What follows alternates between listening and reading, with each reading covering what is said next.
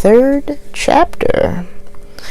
And we'll have some commentary with it also. So let's go ahead and start out.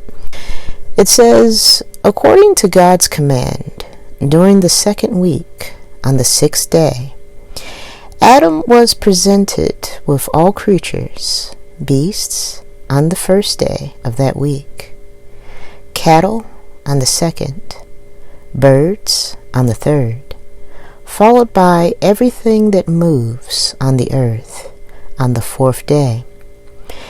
Everything in the water on the 5th day, each according to their kind and type. Adam assigned names to all the animals, and the names he gave them accurately reflecting their nature. During those 5 days, Adam observed all the diverse creatures, both male and female, that populated the earth.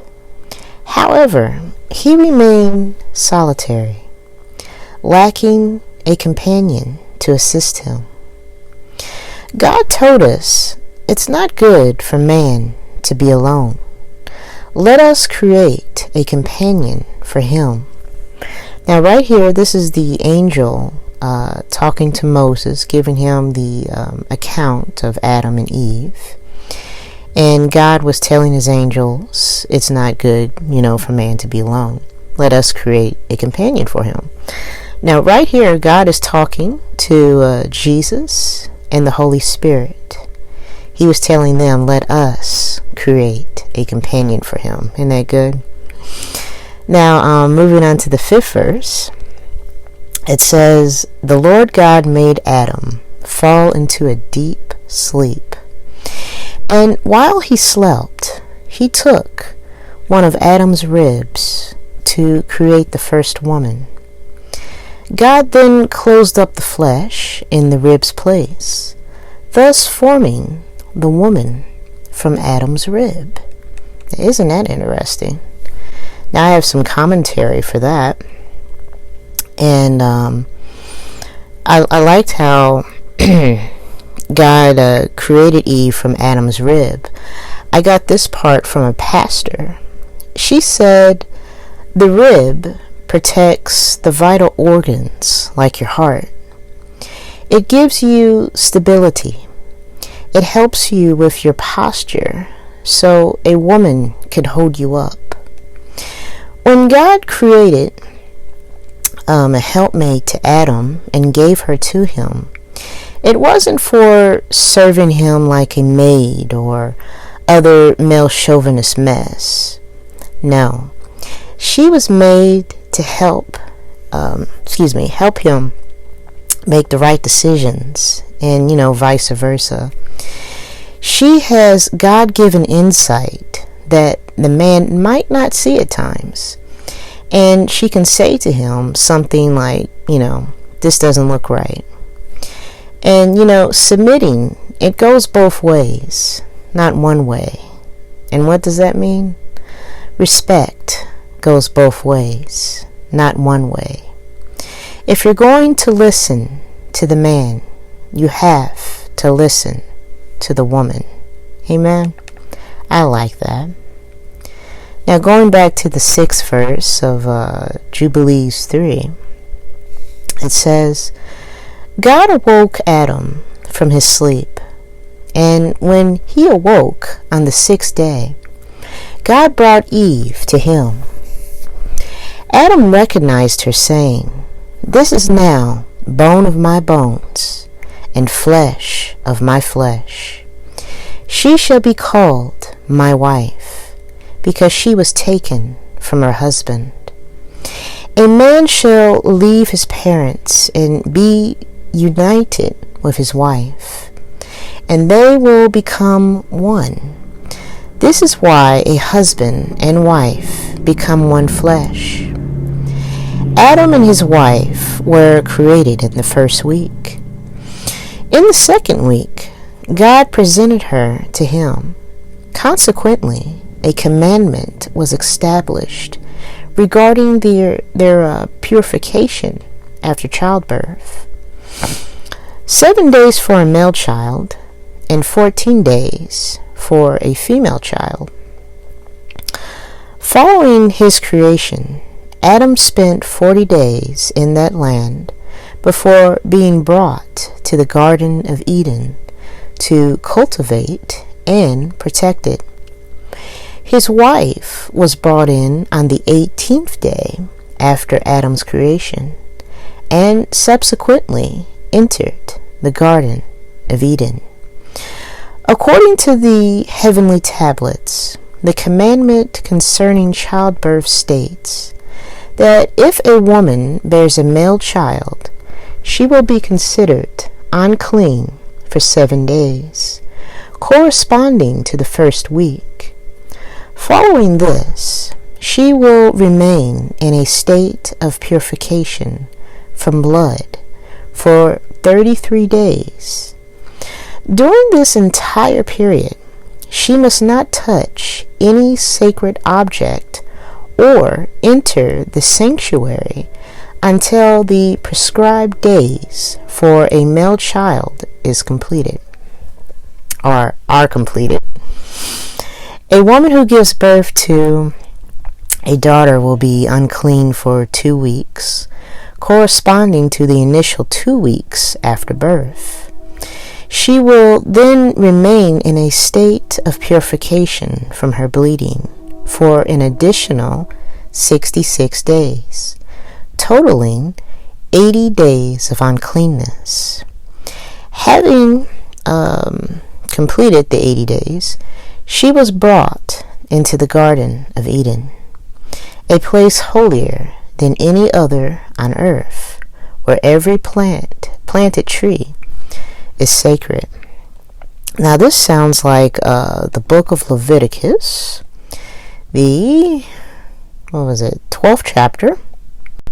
And when you have time, you can read that chapter for yourself. It sounds just like Jubilees 3.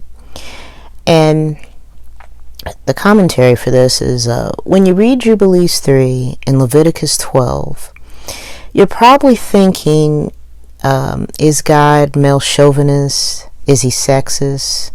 And the answer is nope. The Lord was giving the woman grace and rest. The reason why a man or male child gets 40 days is because he doesn't have a menstrual cycle.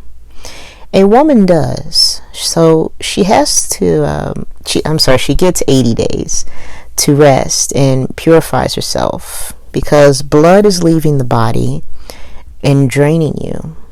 And the same is true for having a female child, because later when she grows up, she too will have a menstruating cycle. The whole point of Jubilees 3 and 12 is to give a woman a break after childbirth, because it takes a lot out of the body and a lot out of the mother birthing children and a whole new life into this world. And with that much loss of blood and with the monthly cycles, the Lord was being gracious and very merciful to the woman. So that was really nice. I like that part. Isn't the Lord good? He's so cool and such a caring Father. I just love the Lord. And going back to Jubilees 3, starting at the 12th verse, it says, having completed the 80 days, she was brought into the Garden of Eden, a place holier than any other on earth, where every planted tree is sacred. This is why Eve had to go through a purification process, because what I was talking about earlier, the monthly bleed, the menstrual cycle, because no blood is to be shed or spilled in the Garden of Eden, because it is holy and it is a garden in heaven. That's why the Lord had this purification process. And let's see, going to the 13th verse, it says, the rule was established that a woman who gives birth to a male or female child must not touch anything holy or enter the sanctuary until the prescribed number of days for each has passed. For Israel, this written law and testimony served as a guide for their lifelong observance. During the initial 7 years of the first Jubilee, Adam and his wife resided in the Garden of Eden, where they cultivated and maintained it according to the tasks and instructions we provided for proper tillage. Again, this is the angel talking to Moses, and they were the one that provided Adam and Eve with the instructions of how to take care of the garden. And on the 16th verse it says, "The man cultivated the garden, yet being unclothed, he remained unaware and unashamed. He guarded the garden against birds, wild animals, and livestock. Having collected the fruit, he consumed some and stored the remainder for himself and his wife." Now here comes the devil's appearance in the 17th verse. And I wanted to point out, there's another commentary here. It talked about how Adam protected the garden from the wild beasts and everything. And it's interesting. He guarded the garden, but he didn't guard or protect his wife. He figured she could do that herself. And here's a lesson to learn from this. Never assume your wife or your husband can guard themselves. Marriage and relationships in general are partnerships. What one doesn't see, the other does.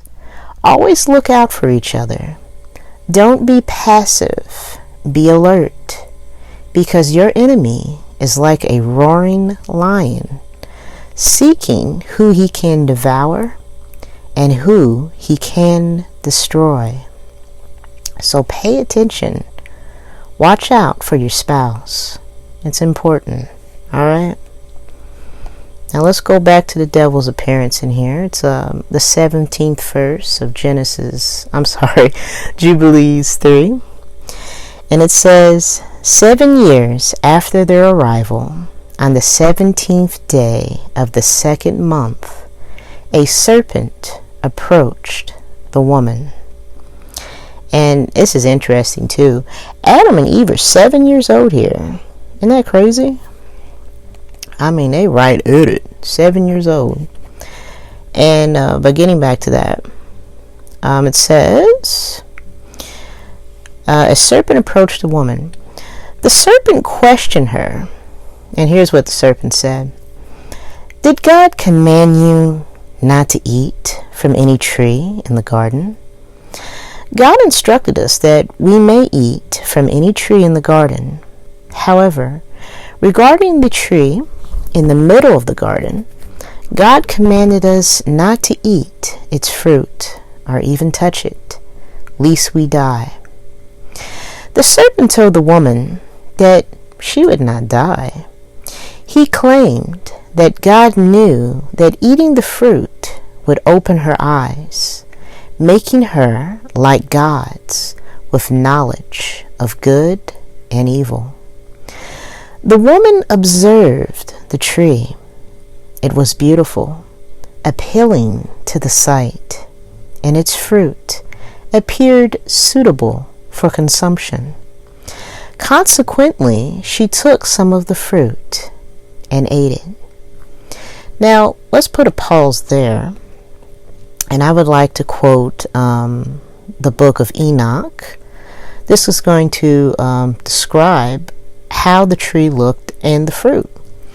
It's Enoch 32 and 3. And let me see. The fruit look like? Okay, here we go. It says, and I came to the garden of righteousness, and this is the Garden of Eden, and saw beyond those trees many large trees growing there, and of goodly fragrance, large, very beautiful, and glorious. And the tree of wisdom whereof they ate, and no great knowledge. Let's see. And let me go. Okay, here we go. And that tree is in height like the fir, if I'm pronouncing it right. And its leaves are like those of the carob tree. Again, I might not be pronouncing that right. And its fruit is like the clusters of the vine. Very beautiful. And the fragrance of the tree penetrates afar. And that's interesting. I'll put up some pictures. The trees that he are describing reach about 20 to 200 feet tall, sometimes to 262 feet tall. So I think the tree ranged in height right there, maybe 300 feet. And the other tree he describes, I think it looks like a giant pine tree, but I gotta look again. So that's a pretty big tree, guys, okay? That's a pretty big tree. But getting back here, it says, Then Raphael, the holy angel who was with me, answered me and said, This is the tree of wisdom, of which your father and your mother before you, Adam and Eve, had eaten and learnt wisdom, and their eyes were opened, and they knew they were naked, and were driven out of the garden. Isn't that terrible?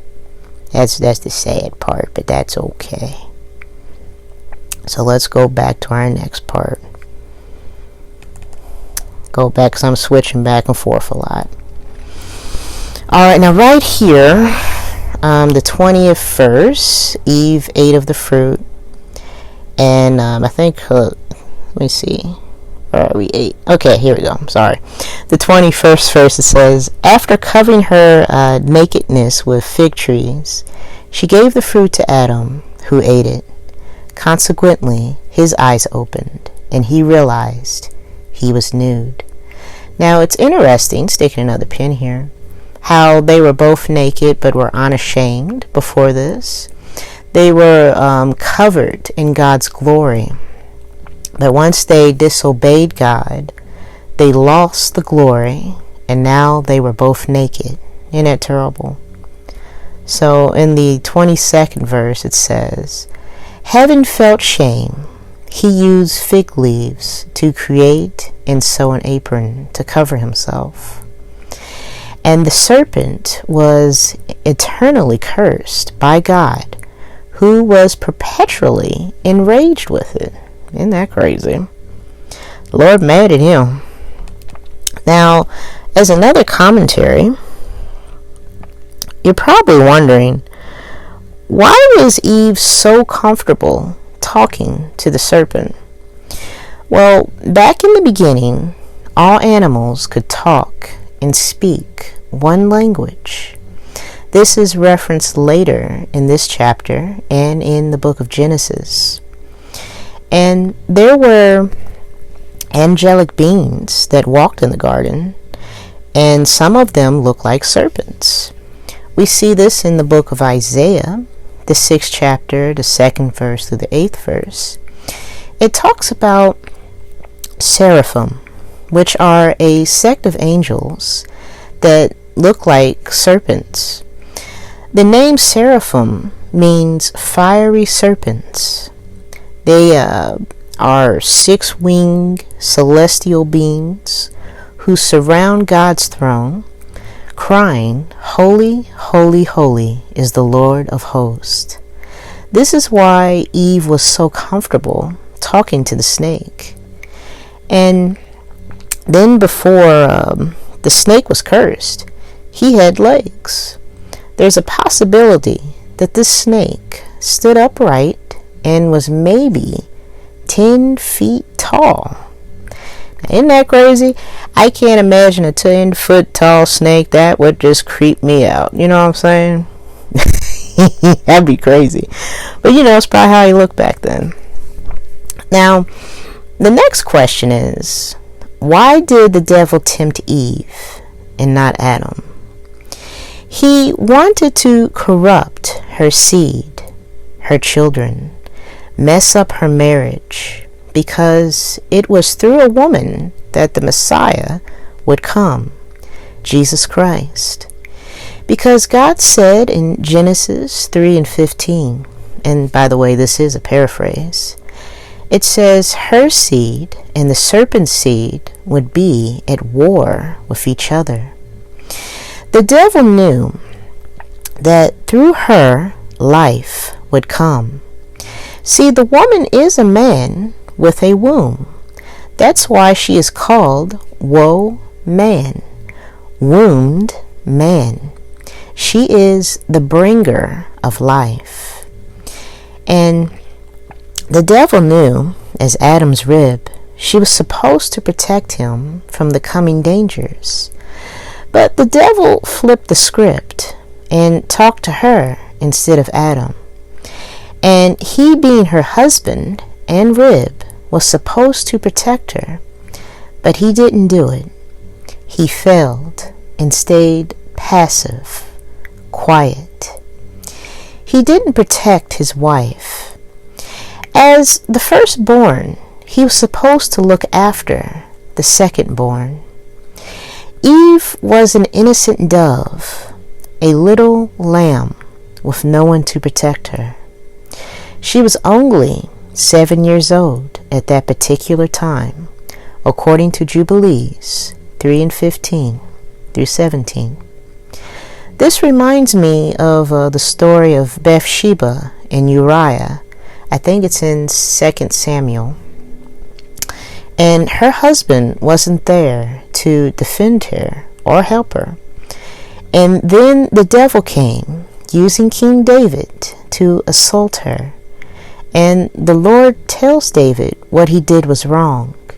And the Lord was angry with him. And the Lord referred to Bathsheba as a little lamb. And that's sad. That's why you gotta protect your spouse, That's a sad story. But getting back to Jubilees 24, the 24th verse. And it says, because the woman heeded the serpent's voice and ate, he was exceedingly angry with her. He told her, I will greatly increase your suffering and the pain of childbirth. In pain you shall bear children. Your husband will be your master, and he will rule over you. And this part, I talked about it before in my previous messages. I'm getting a little tight-tongued. The Lord was prophesying. He knew that the husband would be mad at his wife, and the husband would rule over her and act as a task master, because the relationship was broken. They were once equals, close, discuss things, equal paths. But after that, he's going to just basically treat her like crap sometimes because of what happened. But going on to the 25th verse, it says, because you hearkened to your wife and ate the forbidden tree, Adam, the ground is cursed on your account. It will yield thorns and thistles, and you will eat bread through toil until you return to the earth from which you were taken, for you are dust and will return to dust. Isn't that crazy? That's so sad. All because they ate that fruit. And the fruit, I think I forgot to describe it. Oh no, I didn't. It was talking about the fruits like as vines. I think it looked like a what's that called? Grapes. The fruit. The classic thing is it's an apple. I don't think it was an apple. When you read the book of Enoch, it looks like it was the shape of grapes. So that's pretty cool. I mean, not cool for them, but you know what I mean. But moving to the 26th verse, it says, God fashioned garments of hide for Adam and Eve, and dressed them and expelled them from the garden. Now, this part right here, God fashioned garments of hide, here's a theory, and it's an interesting one. What if the hides God gave Adam and Eve for clothes were snakeskin? I mean, that's a pretty good theory. What if it's snakeskin, But that's just a thought, But moving on to the 27th verse, it says, upon leaving the garden, Adam offered a sweet-smelling sacrifice of frankincense, incense, and sweet spices. This offering occurred in the morning at sunrise. Beginning on the day, he concealed his nakedness. The animals, beasts, cattle, birds, and all creatures that walked or moved lost their ability to speak on that day. Previously, they all had communicated using a single language and dialect. God expelled all... Pardon me. It says, God expelled all living beings from the Garden of Eden. They were dispersed, each according to its kind and type, to the locations created for them. God granted only Adam, among all animals and livestock, the capacity to conceal his nakedness. And that part right there in the 30th verse makes me wonder, did the animals have clothes too? That's just another thought, another theory. But going on to the 31st verse, it reads, heavenly tablets mandate that all who understand the law's judgment must conceal their private parts and not expose themselves as the Gentiles do. Adam and Eve departed the Garden of Eden on the new moon of the 4th month and settled in the land of Elda, the land of their origin.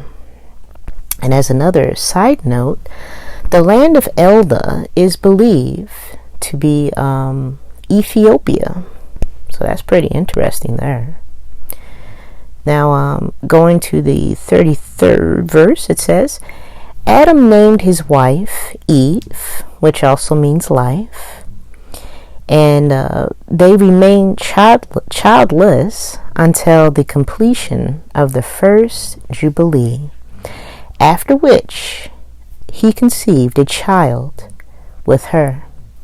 Now, as another side note, Jubilee is 50 years. So it looks like 50 years later, they had their first child. Isn't that something?